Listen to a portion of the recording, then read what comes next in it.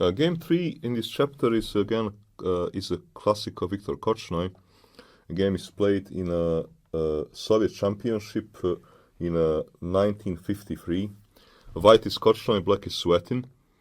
And I will not be surprised that the modern version of similar positions, like game 4, which you would see, which was played between Nepomniachtchi and Bakro, that the modern players got some inspiration from games like, for example, this particular game of Korchnoi from, more than half a century ago, from a lifetime ago. So c4, knight f6, g3, c5, bishop g2, d5, cd5, knight d5, knight c3, knight c7.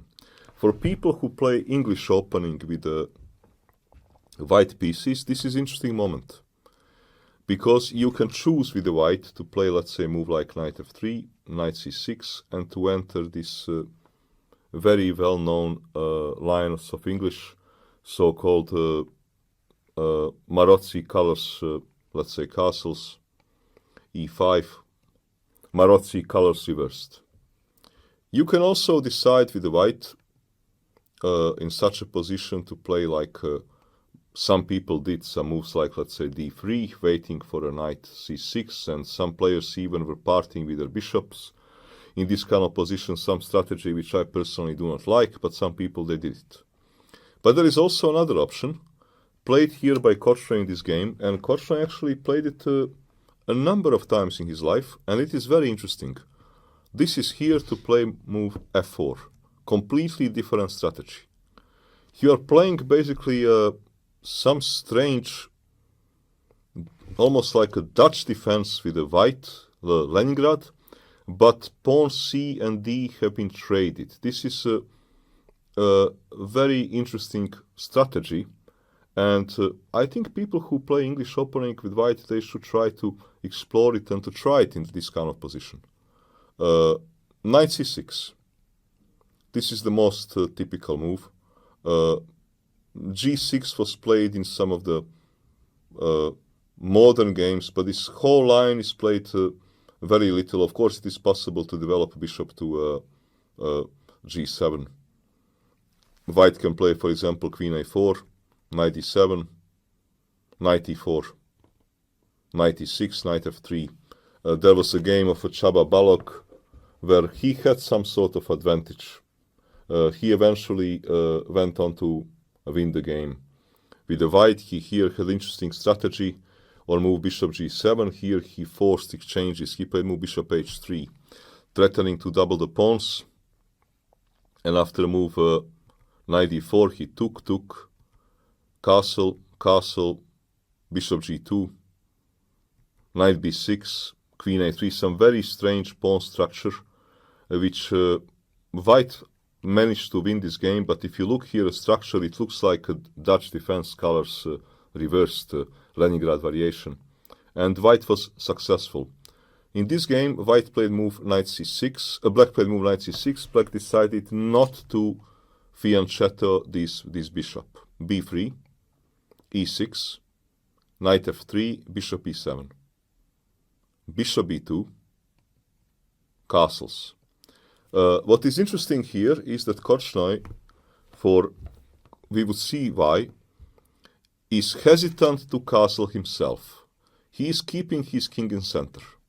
Viktor somehow was always full of these interesting ideas. And he plays move rook c1. Rook b8. Black would like to develop his bishop, so he first needs to remove his rook from the pin, obviously, because if he plays move b6 immediately, it will cost an exchange, right? So he needs to play move rook b8 first, knight e4, b6, queen c2. White is eyeing black kingside. You will see that in a similar sort of position with queen on c2, those knights and the jumps in our game 4 is what Nepo will do versus Bakro. So Korchnoi came up with similar kind of ideas way ahead of the time. So queen c2. knight b4. Black is trying to... here actually black has a choice, to allow or not to allow a move knight g5 jump. This is a very simple question. Well, if you don't want to allow it, then you need to touch your kingside pawns, which you prefer not to do. If you allow it, you would need to touch your pawns later by playing move g6. A bit after this game, a year after this game, Korchnoi had another game where his opponent played here move f6, stopping radically knight from coming to g5. But we will see how it continue. Let's watch this game. f6, Korchnoi castled, for the time being giving an impression, alright, I'm not going to do any crazy stuff on the king side. Knight e5, rook e1, rook e8, a3, stopping knights from possible jump. Bishop e7, e3, bishop f8. With the moves like castle, king side, rook e1, White has somehow disguised his plan. And now, how does White develop his initiative here? White gets tremendous attack very quickly. h4, h6, knight f2. g4 immediate was also possible. Knight f2, knight d7, g4.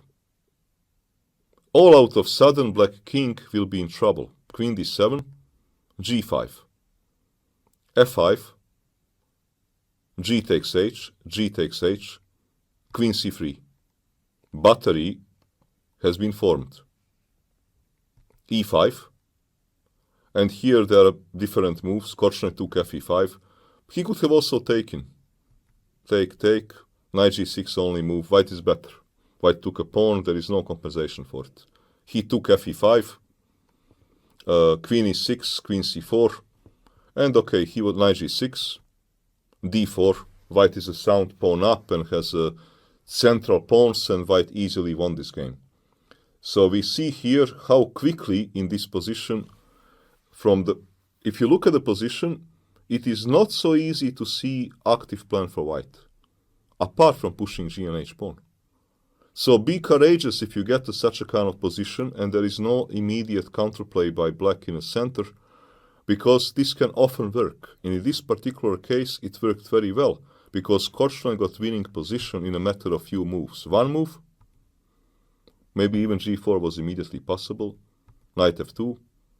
Okay, third move. In 3 moves, black is already under vicious attack. So keep this in mind when you're playing such kind of positions. So in this game, let's get back to it. Black played move knight b4 tempo, queen b1, bishop a6. Black does not actually threaten anything yet, but White needs to somehow be careful not to blunder some sort of, let's say, tactics. Some tactics connected to this d3 square.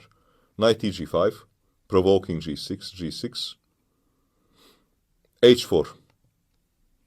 King feels safe in the center, and White is pushing on a king side. h5 is a terrible threat. h6, f6, pushing a knight back. Knight h3.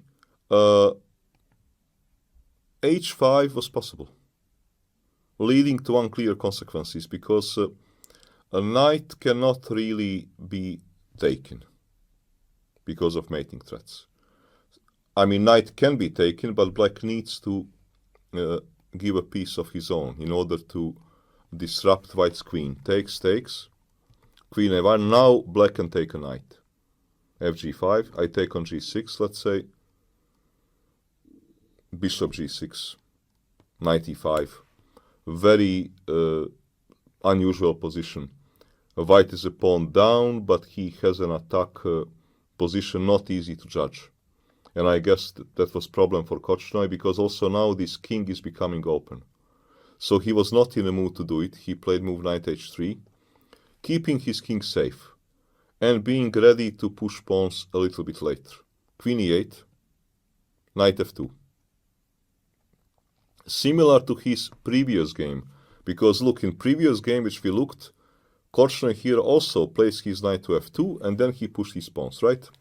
So here we have very similar situation. Knights are placed on f3 and f2. King is reasonably safe, and white is ready to say roll baby roll. Knight f2, rook e8, h5.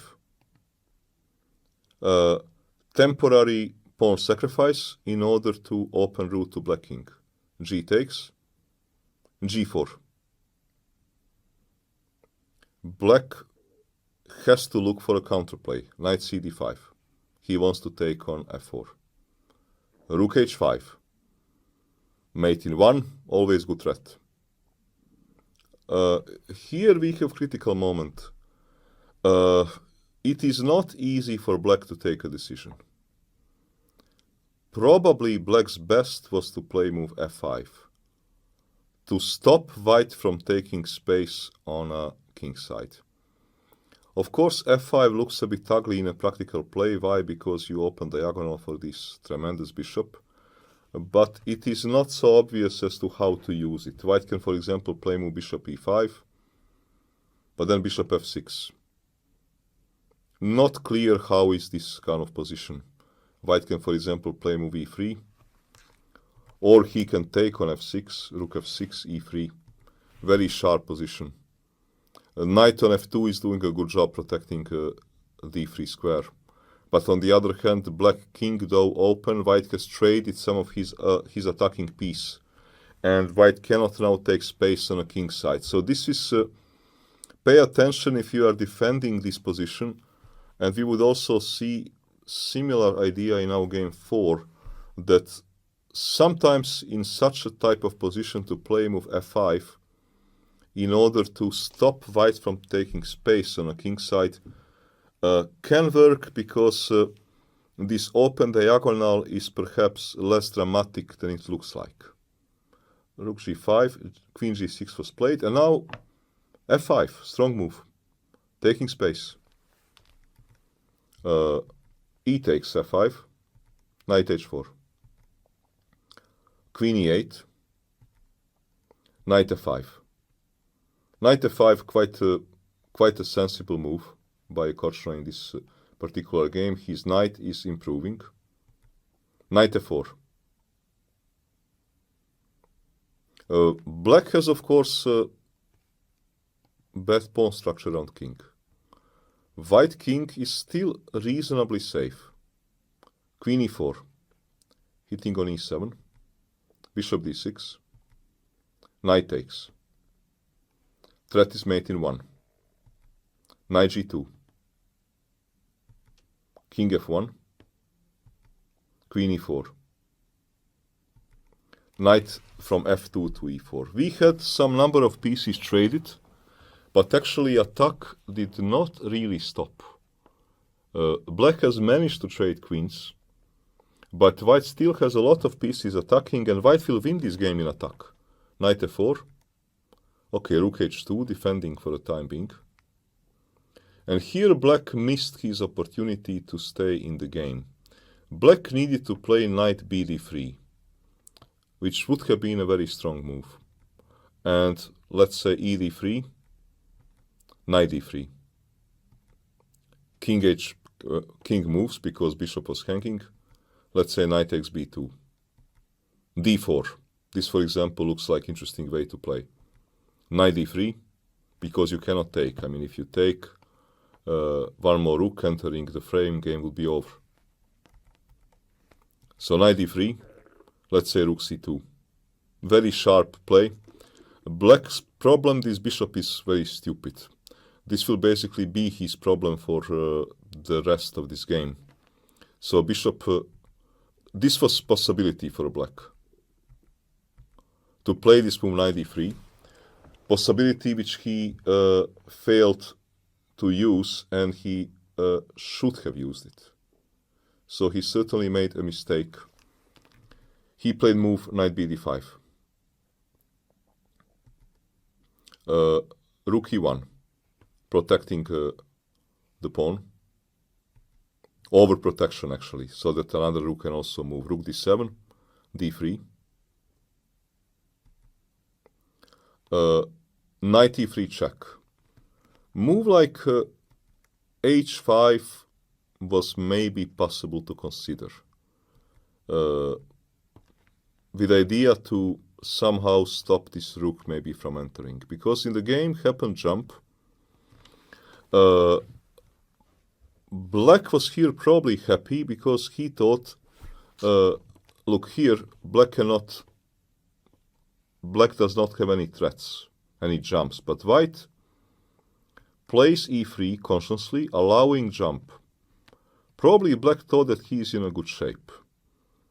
But now what white does, what Korchnoi does in this position is quite remarkable. He plays on this very bad bishop. And he marches with his king. King f2, check, king g3, knight h2, taking rook, king f4. Black is exchange up, but this knight is terrible, bishop is terrible, and white is somehow coordinating attack with all his pieces. h5, trying to bring the knight back, rook h1, knight g4, rook h5, knight to e5. Knight has come back, but black problem is that white's concentration of pieces is incredible. King f5. King is an attacker. King is simply an attacker here. And we have a lot of mating nets coming. Black here played move knight c6. Let's say move like king g7 would not really save the situation because take on e5, take back. King e6. Look how powerful king is, an attacking piece. And now let's say if rook moves, check, and there will be a checkmate. Actually, to prevent checkmate, black has to take. And now black will lose e5 pawn, and he will lose a game because of a material deficit. So in the game, happened move knight c6, bishop f6, we have a mating net, mate in 1 is a threat. Rook g7, well, black is desperate to give any material back to prevent a mate. King e6, king is running. Knight b4. Let's say move like knight to d4 obviously does not help because just takes, and then again I take exchange, and then pawn up will be a pawn up for nothing. So basically this position is already lost. Knight b4, bishop g7, king g7, check, king moves, knight f7, threatening mate in 1, check, king f6, again threat is mate in 1, and black has resigned. I love this game, how Korchnoi pushed his pawns, and how this king made a slalom, and king became important attacking piece. I think this is very somehow instructive game for getting an ideas, fresh ideas as to how to play this particular type of positions.